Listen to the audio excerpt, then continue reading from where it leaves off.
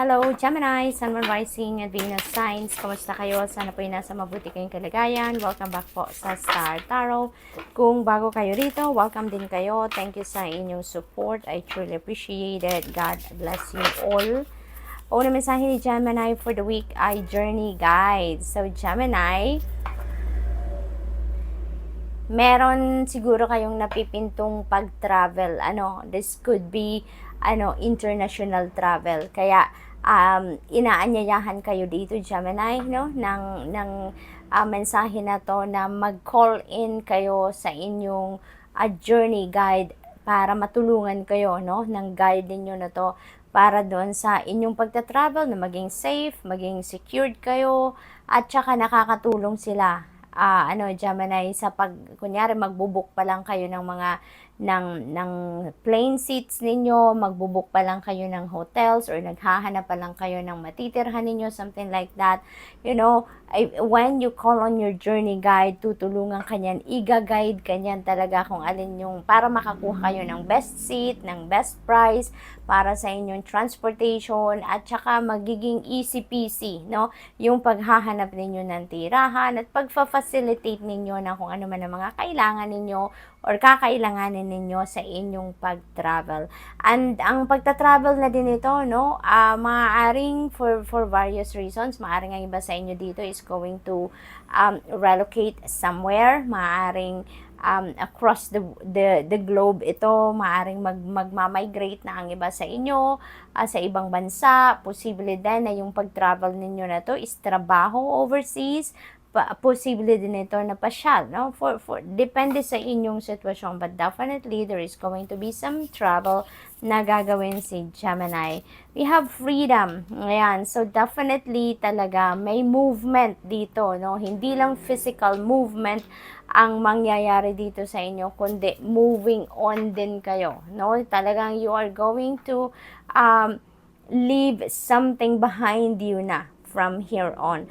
Ang posibleng pag-move on din nito sa inyo is yung pag-move on ninyo from kung ano man yung mga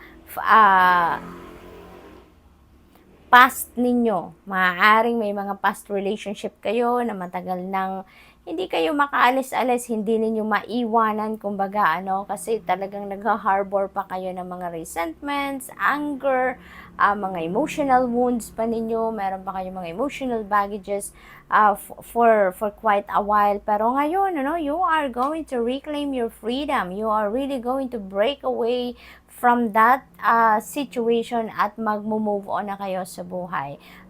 You're going to decide now na you're going to embrace a new life na, 'di ba? Na malaya na kayo. You're going to let go of everything na sa tingin ninyo hindi na naman na ninyo kailangan. Sa tingin ninyo, kumbaga long overdue na ito, no? It has to end, it has to go. Yung bang ganon, Gemini. So you are also moving on emotionally, and you are also moving towards a different location or a different country, 'di ba? Yung ganun din. So there's a lot of movement dito for Gemini.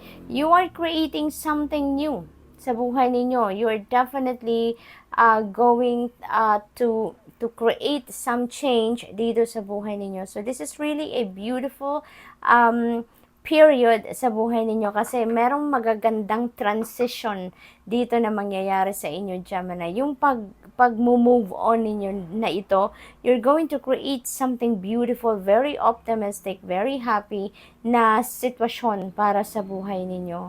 Tingnan ninyo yung babae dito, 'di ba?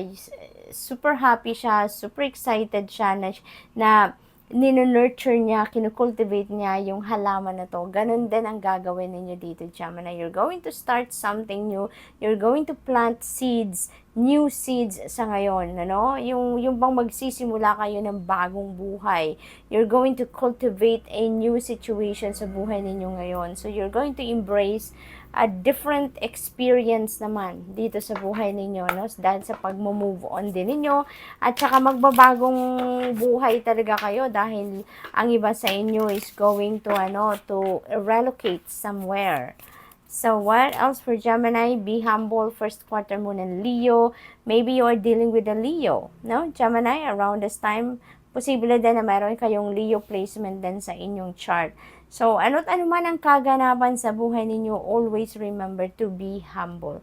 Kahit ano man ang maging estado ninyo sa buhay, sa ngayon, from here on, diba? This is a reminder for you to keep your feet on the ground. Be humble all the time. So, we have first quarter moon in Scorpio, release your blocks. Ayan. You're definitely going to release your blocks na ngayon, no? And you're going to release anything and everything that doesn't serve your highest good anymore because you have that letting go energy. Meron kayong moving on energy. Kaya definitely, kung ano man itong mga blockages ninyo, yung mga bigat sa kalooban, yung mga ganun ba, mga sama ng loob, you are going to release that na, Gemini. Kaya, isa na yan sa mga blockages na nandiyan dyan sa sarili ninyo that you are going to let go. So, we also have new moon in Gemini. So, creation energy, pagsisimula ng bago, tapos meron tayong new moon in Gemini. So, this is you. Talagang magsisimula kayo. This signifies new beginning talaga sa buhay ninyo, Gemini. So, meron kayong sisimulan talagang bagong chapter sa buhay ninyo sa ngayon at kailangan ninyong pag-isipan, no? Yung mga bagay na to para, alam mo yun, sa pagsisimula ninyo ng kung ano man ito na gagawin ninyong pagbabago sa buhay ninyo or sa pagre-relocate ninyo or pagsisimula ng bagong trabaho, bagong buhay, bagong sitwasyon sa buhay ninyo. Think it through, okay? Kasi you've learned a lesson here already.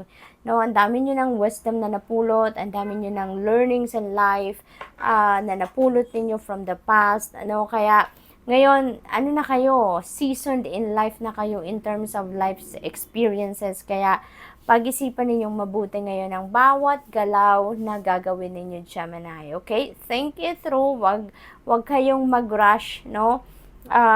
Pag-aralan ninyong mabuti on how you're going to navigate your new situation sa ngayon. Okay? So, let's see what else for Gemini.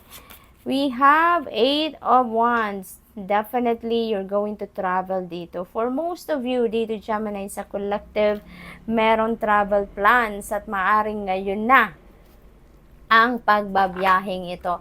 Meron na ditong pag-usad, meron na ditong progress, growth, yung ganon. So definitely, some of you are really going to travel overseas. Malayo-layo talaga ang travel ng iba sa inyo dito that could be linked to pasyal, that could be linked to business, that could be linked to relocation, that could be linked to migration, trabaho overseas, you know, it could be anything for any reason, depende sa inyong sitwasyon, but definitely kung meron kayo mga travel plans ay maaring ngayon agad-agad siguro kayo ay lilipad na, maaring ganon ang ganap. There are beautiful news coming in, wonderful news are coming in, wonderful opportunities might come in as well for you, Gemini. Kaya this is such an exciting period sa buhay ninyo, no? Na maraming balitang parating na maaring mga about oportunidad ito, no? Na talaga namang parang ang bilis ng pagpasok, ang bilis ng pagdating, no? Yung ganon. So, we have Queen of Wands. Ayan, you're heading towards whatever it is that you really want to manifest in your life. You're going to do anything and everything in your power ngayon para magawa ninyo, ma-accomplish ninyo kung ano yung gusto ninyong ma-accomplish. This could be related to this creation energy.